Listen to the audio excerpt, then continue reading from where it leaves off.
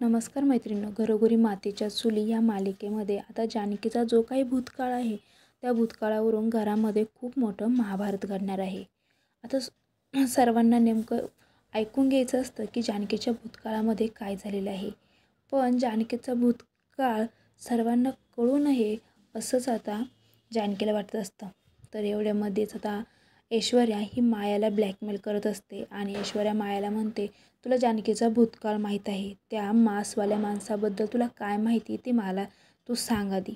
तर माया म्हणते, मी तुला तशी सांगणार नाही, त्यासाठी तुला माझी काहीतरी मदत करावी लागेल। तर ऐश्वर्या म्हणते, ठीक आहे, तुझं जे काही म्हणणं असेल ते मी ऐकून घेईन। तिकडे तर सौमित्र जानकीला विचारत असतो की वहिनी, तुमच्या भूतकाळामध्ये नक्की काय झालं होतं ना ते आम्हाला सांगा।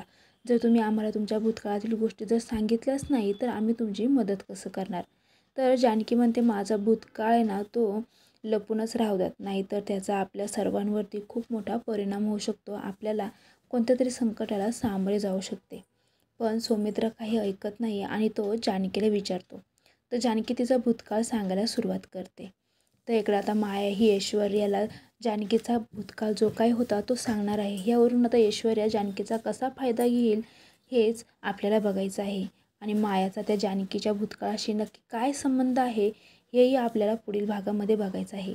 जानकीच्या भूतकाळामध्ये आता घरामध्ये नवीन वादळ येईल की घरातील वादळ मिटतील हे सर्व जाणून घेण्यासाठी तुम्ही पुढील एपिसोड बघा। त्यासाठी चॅनल सबस्क्राईब करा आणि व्हिडिओला लाईक करा। थँक्यू।